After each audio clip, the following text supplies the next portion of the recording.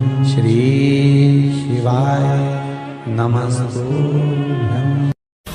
और एक विश्वास के साथ आप लोगों से कहना चाहूंगा, जितने लोग आस्था पर कथा सुन रहे हो, जितने फेसबुक यूट्यूब पर सुन रहे हो, और जितने लोग मालेगांव की ये पवित्र भूमि पर बैठकर कथा सुन रहे हो, एक दिल से कहूं आप लोगों से, आप स्वीकार करिएगा, दुख की घड़ी में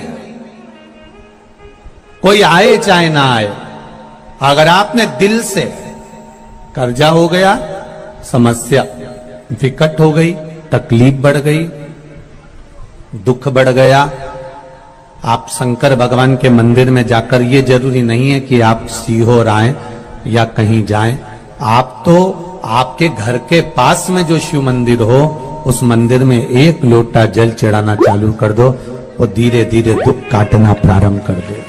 काटेगा दुख। बस जल चढ़ाने का एक नियम है शिव जी का। शंकर भगवान को जो जल चढ़ाया जाता है दुख काटने के लिए, तकलीफ काटने के लिए, कष्ट मिटाने के लिए, तो एक नियम है शंकर भगवान का जल चढ़ाने का जो नियम है। जैसे ये गौल जलाधारी है, यहां से पानी गिरता है, ये शिवलिंग है।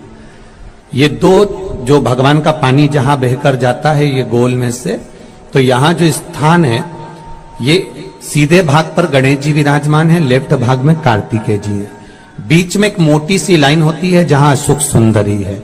ऊपर से जो बूंद बूंद पानी गिर रहा है वो शंकर भगवान की 5 लड़कियां हैं, जया, विषहरा, शामलीबारी, दौतली और देव। जहां गोल भाग है, जहां शिवलिंग रखा हुआ है, ये माता पार्वती जी का हस्त कमल है, जिसको पीठिका कहते हैं।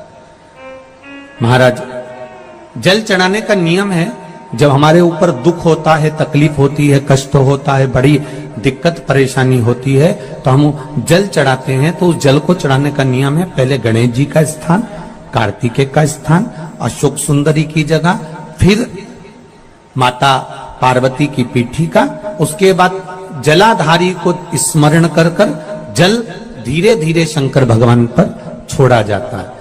जब धीरे धीरे शिव जी पर जल चढ़ाएं, उसके बाद में आप अपने मन की कामना जब जल चढ़ाते जाएं और बाबा से कहते जाएं, बाबा, रोज कामना कहने की जरूरत नहीं है, एक बार आप कामना करो और उसके बाद जल चढ़ाना प्रारंभ करो, और उसको कहना जरूर, तेरे दरबार से कोई खाली नहीं गया मेरे शंभू, मैं नहीं जानती, मैं तो इतना जानती हूं कि कंकर शंकर है और तू सुनता जरूर है। ब्रह्मा ब्रह्म लोक में है, भगवान विष्णु वैकुंठ लोक में है, पर मृत्यु लोक में मेरा देवाधिदेव महादेव है, मेरी सुनेगा जरूर। और बाबा से विनय कर कर आप आइए।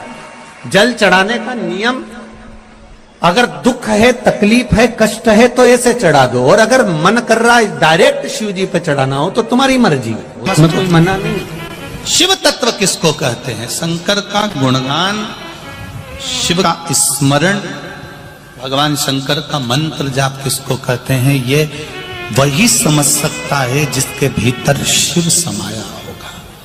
और एक विश्वास के साथ आप लोगों से कहना चाहूंगा, जितने लोग आस्था पर कथा सुन रहे हो, जितने फेसबुक यूट्यूब पर सुन रहे हो, और जितने लोग मालेगांव की ये पवित्र भूमि पर बैठकर कथा सुन रहे हो, आप दिल से उसकी कथा सुनना।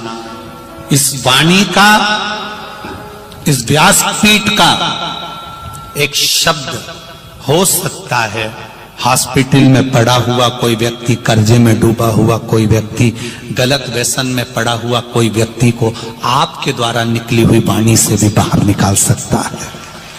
जैसे उस मां को कहा किसी ने, सीहोर वाला महाराज कहता है, एक बार चले तो जा शंकर जी के मंदिर में, उसने पत्र भी लिखा।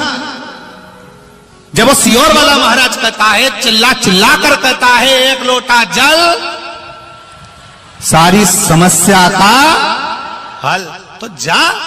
7 साल में उस बच्चे की वाणी वापिस आ सकती है जो वाणी नहीं थी। जब वो वाणी मेरा महादेव दे सकता है, वो देखो उस माँ के चेहरे की खुशी, उस माँ के चेहरे की रौनकता, जिसका बेटा 7 साल बाद बोला हो, उसका आनंद देखिए कि कितना होगा, कितना आनंद होगा।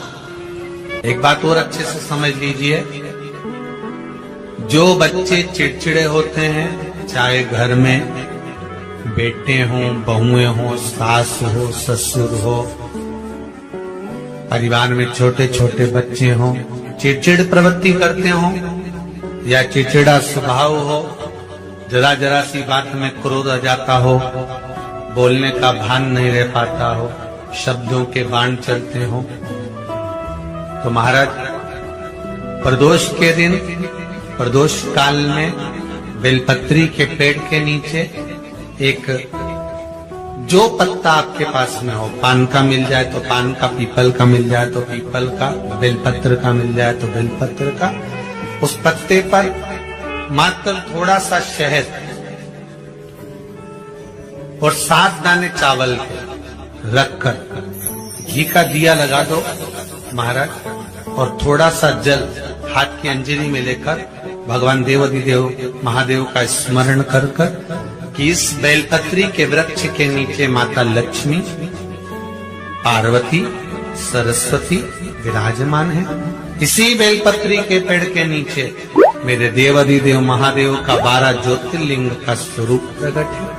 उनका स्मरण कर जल चढ़ा दीजिए और उसका स्मरण कर लो जो चिड़चिड़ प्रवृत्ति करता, क्रोध करता, जिसको बोलने का भान नहीं होता हो, सम्मान नहीं देता हो, अपशब्द कहते हो, उनका स्मरण कर आप छोड़ेंगे।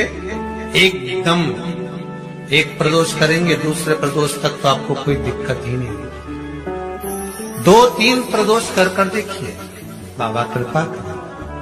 3 जगह पर अगर कोई बीमारी ऐसी हो गई कि वो समाप्त नहीं हो रही, बड़ी बड़ी तकलीफ, मतलब एक बार दवाई अगर चालू हो गई तो दवाई बंद ही नहीं हो रही है, तो उसके लिए आपको 3 जगह पर जल चढ़ाना प्रारंभ कर दो। मात्र 1 हफ्ते से ज्यादा चढ़ाना भी नहीं पड़ेगा।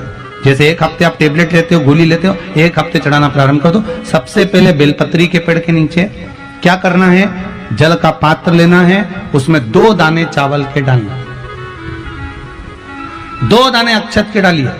पहले बेलपत्री के पेड़ के नीचे जाओ, वहां जल चढ़ाओ, फिर जाइए पीपल के वृक्ष के नीचे, वहां जल चढ़ाइए। आखिरी में या तो शमी के नीचे या फिर आंवले के नीचे, इन दोनों में से कोई एक वृक्ष जिसके नीचे। पर 1 हफ्ते अगर आपने आंवले में चढ़ाया है तो आंवले में ही चढ़ाना, शमी में चढ़ाया है तो शमी में चढ़ाना है। ये बदल के मत चढ़ाना कि आज मैं शमी में चढ़ा देती हूँ, कल आंवले में चढ़ा दूंगी, ऐसा नहीं। शंकर भगवान पे चढ़ा हुआ जल जो बहकर जाता है उसको 3 जगह पर जरूर लगाना चाहिए। ध्यान से सुनिएगा। 9 ग्रह जो शरीर पर राहु, केतु, मंगल, बुध, शनि परेशान करते हैं, उसकी समाप्ति के लिए शिव पर चढ़ा हुआ जल नैनों पर, कंठ पर, मस्तिष्क पर, 3 जगह पर जिसके प्रतिदिन शिव पर चढ़ा हुआ जल लगता है, उसको कभी 9 ग्रह परेशान नहीं कर सकते।